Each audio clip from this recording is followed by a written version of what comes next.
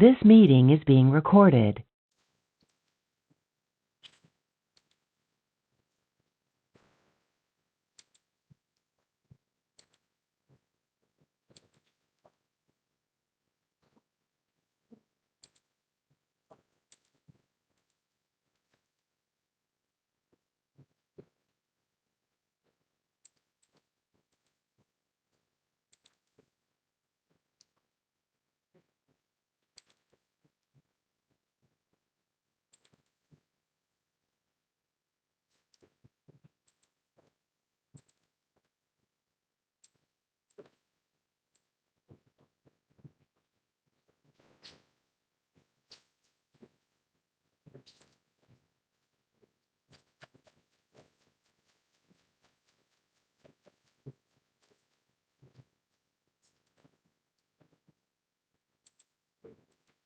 कृपा वार्ता कार्यक्रम का स्वागत।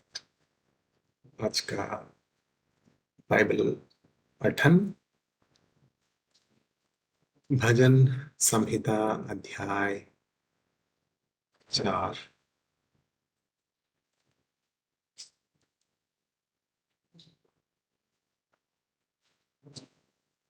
तार वाद्यों वाले संगीत निर्देशक के लिए दाऊद का एक गीत। मेरे उत्तम परमेश्वर, जब मैं तुझे पुकारूं, मुझे उत्तर दे।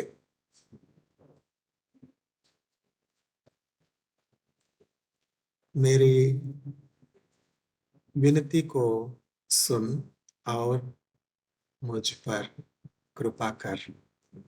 जब कभी विपत्तियां मुझको घेरे तो मुझको छुड़ा ले।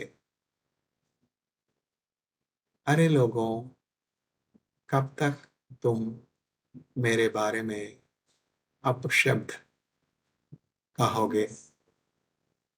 तुम लोग मेरे बारे में कहने के लिए नए झूठ ढूंढते रहते हो।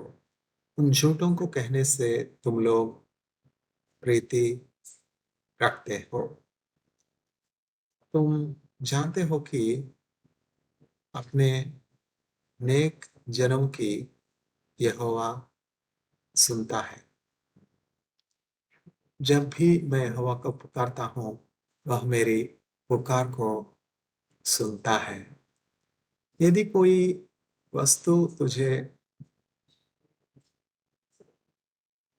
झमेले में डाले तो क्रोध कर सकता है, किंतु पाप कभी मत करना। जब तू अपने बिस्तर में जाए तो सोने से पहले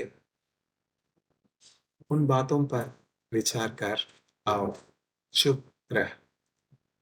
समुचित बलिया परमेश्वर को अर्पित कर और तो यहोवा पर भरोसा बनाए रख। बहुत से लोग कहते हैं, परमेश्वर की नेकी हमें कौन दिखाएगा? हे यहोवा, अपने प्रकाशमान मुख का प्रकाश मुझ पर चमका। This particular verse is reminiscent of the blessing from the book of Numbers, Old Testament. Of course, Psalms is also Old Testament book. May the Lord shine his face upon you. हे यहोवा, अपने प्रकाशमान मुख का प्रकाश मुझ पर चमका। What a great prayer. Lord, make your face shine upon me. Make your shining face shine upon me. The celestial beings, the angels of God, are all shining beings. We also know that the face of God is shining from the very fact that when Moshe, the servant of God, was with Moshe for 40 days and 40 nights prior to getting the Ten Commandments, once Moshe gets down from the mountain, his face was shining. Moshe's face was shining. Even now, we could see that spark of light shining in the faces of the children of Jacob, Israel. Because I was there in Israel for 6 long years, and I myself am a witness of how bright the faces of the children of Jacob are. Because they were given the word of God. Word of God is synonymous to God Himself, no? Moving forward. हे यहोवा, तूने मुझे बहुत प्रसन्न बना दिया।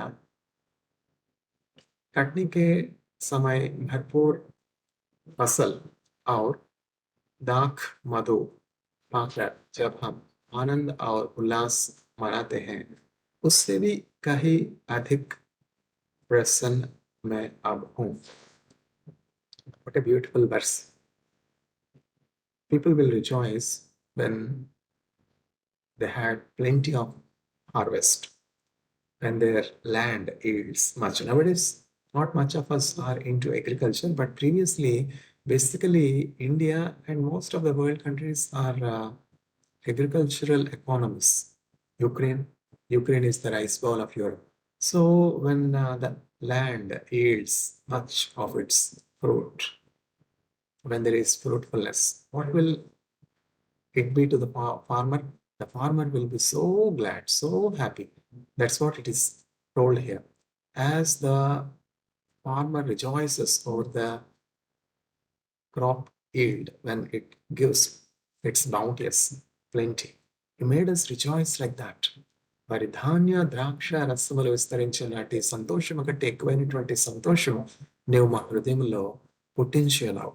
ధాన్యం ద్రాక్ష రసం అంటే మనం ఇజ్రాయెల్ తీసుకుంటే వైనరీస్ ఎక్కువ, ఫ్రెంచ్లో తీసుకుంటే ప్యారిస్లో తీసుకుంటే వైనరీస్ ఎక్కువ, కాబట్టి ద్రాక్ష రసం అక్కడ ప్రొడక్షన్ ఎక్కువ. ఇండియాలో కూడా వైనరీస్ ఉన్నాయి, కానీ ఫ్రాన్స్లో తర్వాత అమెరికా ఇజ్రాయెల్లో విరివిగా లేవు కదా. ఇజ్రాయెల్ కొండలు లోయలు గల ప్రదేశం. ఈ వైనరీస్ అంటే గ్రేప్ వైన్స్ అవన్నీ కూడా చక్కగా పెరగడానికి ఒక అనుకూలమైనటువంటి వాతావరణం ఉండాలి. అనుకూలమైనటువంటి వాతావరణం ఉండాలి అనమాట. వారి ధాన్య ద్రాక్ష రసములు విస్తరించిన నాటి సంతోషం కంటే ఎక్కువైనటువంటి సంతోషం మా హృదయంలో పుట్టించను. ఇజ్రాయెల్ ఎవరు ఎక్కువ రైస్ తినరు. ఎక్కువ ఇజ్రాయెల్ తినేది ఏంటంటే పీత. పీత అంటే వీట్ చేత చేయబడినటువంటి ఒక రకమైనటువంటి బ్రెడ్ అనమాట. మనం ధాన్యం అని ఇక్కడ ట్రాన్స్లేట్ చేశారు మన హైందవులు బ్రాహ్మలు, అంటే పండితులు కదా వాళ్ళు, తెలుగులో పండితులు కదా ఆ కాలంలో. వాళ్ళు ధాన్యాన్ని ట్రాన్స్లేట్ చేసిన మూల భాషలో మనం చూసినట్లయితే ఆదిమ గ్రీక్ హెబ్రూలో మనం చూసినట్లయితే గ్రెయిన్ అని ఉంటుంది. మనకి గ్రెయిన్ ధాన్యం కాబట్టి ధాన్యం అని ట్రాన్స్లేట్ చేశారు. వాళ్ళకి గ్రెయిన్ ఏంటి? వీట్ కదా. వాళ్ళు పండించే పంట ఎక్కువ ఏంటంటే వీట్ అనమాట, గోధుమలు. ఎందుకంటే ఆ గోధుమలతో చేయబడినటువంటి రొట్టె, గోధుమతో చేయబడినటువంటి బ్రెడ్, పీత వాళ్ళు ఎక్కువ తింటారు. పీత ప్లస్ ఖుమూస్. అక్కడ నేను ఉన్నాను కదా, 6 సంవత్సరాలు ఉన్నాను. వాళ్ళ ఫుడ్ హ్యాబిట్స్ నేను చూసాను. ఖుమూస్ అంటే ఏంటంటే చిక్ పీస్ ఉంటాయి కదా, బెంగాల్ గ్రామ్. మన అన్ని వంటకాల్లో కూడా ఎక్కువ మనం ఇండియాలో కూడా, ఆంధ్రాలో కూడా ఎక్కువ మనం పచ్చిశనగ వాడతాం, శనగలు వాడతాం. ఎందుకంటే శనగలు చాలా న్యూట్రిషియస్ డైట్ కదా. అట్లాగనే ఇజ్రాయేలీలు కూడా మనం ఉపయోగించినట్లు వాళ్ళు శనగలు ఉపయోగించరు. One man's food is other man's poison. మనం చేసినట్లుగా వాళ్ళ వంటకాలు ఉండవు. మనం అయితే ఉప్పులు, కారాలు, తర్వాత ఇంకా మసాలా, ఇంకా అసోపొటాటో, ఇంగువ, జీలకర్ర, ఆవాలు, మిరియాలు ఇవన్నీ వేసి చేస్తాం. ఆవాలు, మిరియాలు, జీలకర్ర ఈ స్పైసెస్ అన్ని కూడా ఇజ్రాయేలీలు ఎక్కువ వాడరు. అంటే ఇజ్రాయేలీలు ఎందుకు చెప్తున్నానంటే ఈ బైబిల్ గ్రంథం మనకి వచ్చిందే ఇజ్రాయేలీల నుంచి కదా. ట్రాన్స్లేషన్‌లో మనకున్నటువంటి నాలెడ్జ్‌ని బట్టి మనం ట్రాన్స్లేట్ చేస్తాం. ఆ కాలంలో ట్రాన్స్లేట్ చేయడమే గొప్ప. ఇప్పుడంటే చాట్ జీపీటీలు, ఇంకనో రకరకాలైనటువంటి methodologies, tools, apps AI, machine learning, computers, laptops ఇవన్నీ ఉన్నాయి కనుక ట్రాన్స్లేషన్ అంత కష్టం కాదు.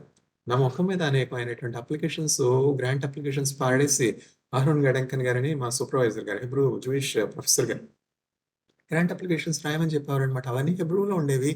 ఆ హెబ్రూ నాకేం అర్థమవుతుంది? నేనేమన్నా హెబ్రూ చదవగలనా? నేనేమన్నా హెబ్రీయుడినా? ఆ హెబ్రూ స్టూడెంట్స్‌ని పట్టుకొని వాళ్ళ చేత ఇంగ్లీష్‌లోకి అనువదనం చేసుకొని నేను ఆ ఇంగ్లీష్ ట్రాన్స్‌లేషన్‌ని బట్టి ఆ గ్రాంట్ అప్లికేషన్స్ రాసేవాడిని.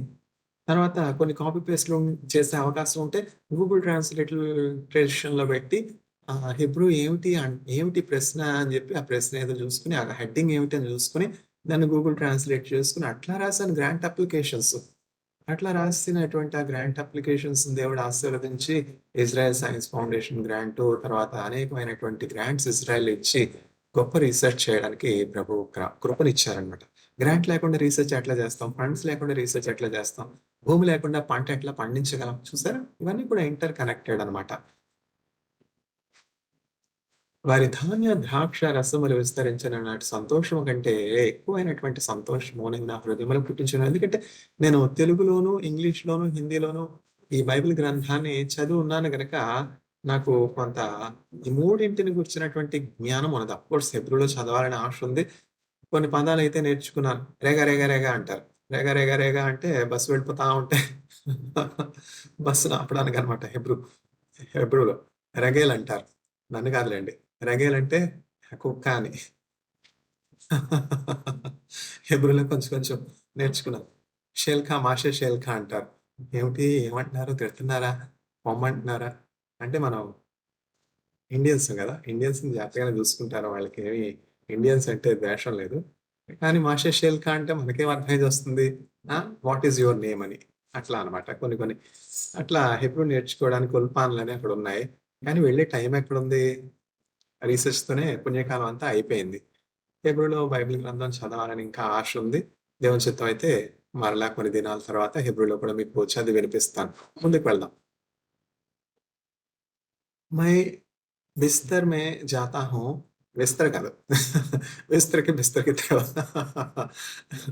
ఇది తెలుగు బైబిల్ కాదు కదా! విస్తర అంటే అరిటాకులో తర్వాత భోజనం పెడతాం. దాన్ని విస్తర అంటారు. ఇప్పుడు విస్తరాకులు ఎక్కడున్నాయి? విస్తరాకులు వేరు, అరిటాకులు వేరు.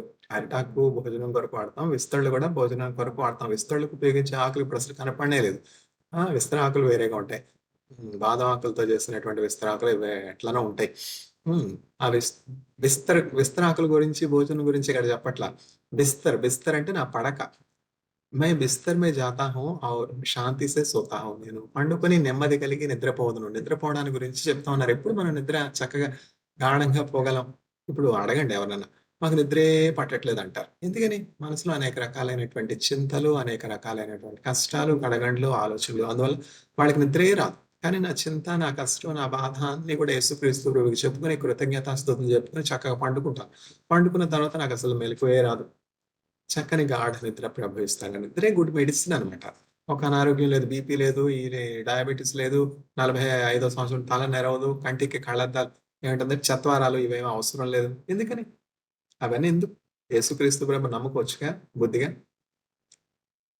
मैं बिस्तर में जाता हूँ और शांति से सोता हूँ क्योंकि यहोवा तू ही मुझको सुरक्षित सोने को లెటాతా హై. సోనే అంటే ఇక్కడ బంగారం అని అర్థం కాదు. అక్కడ కాంటెక్స్ట్ అనమాట. ఇప్పుడు ఇంటర్నెట్‌లో చాట్ జీపీటీ ఉన్నాయి. చాట్ జీపీటీకి ట్రాన్స్‌లేట్ చేయమనిస్తే ఇక్కడ సోనే అని ఉంది కదా! సోనే అంటే బంగారం అని ట్రాన్స్‌లేట్ చేస్తారు. కాంటెక్స్ట్ స్పెసిఫిక్ కాదు ఇవన్నీ కూడా.